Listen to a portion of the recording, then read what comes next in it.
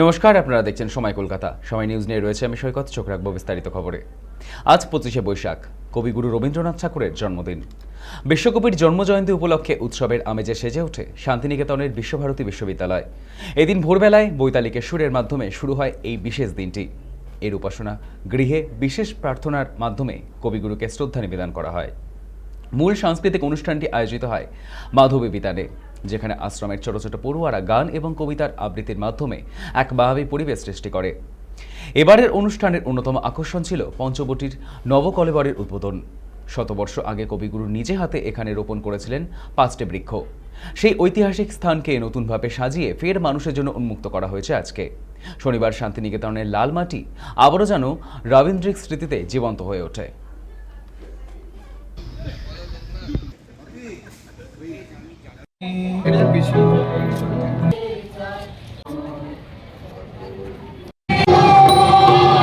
বৈশাখ আমরা জমজমাট করে ধুমধামের সঙ্গে শ্রদ্ধা আনন্দের সঙ্গে উদযাপন করতে শুরু করেছি।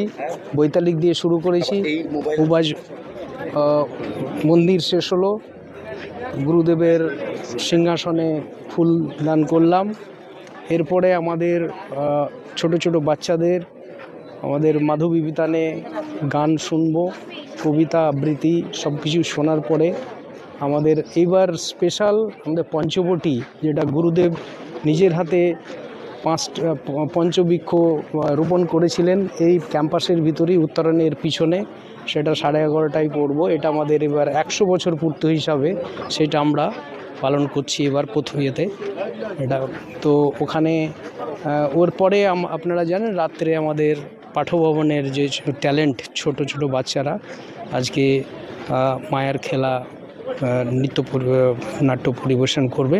এইটা আমাদের আজকে পুরো দিনের আর এই ঐতিহ্য আমরা বজায় রাখবো প্রজন্ম থেকে প্রজন্মেতে আমাদের এই সঞ্চালিত সাধনার সঙ্গে, এবং আমাদের সব সঙ্গীত আবৃত্তি এইসব নিয়ে আমাদের আজকে পুরো ব্যস্ততা এবং আনন্দের সঙ্গে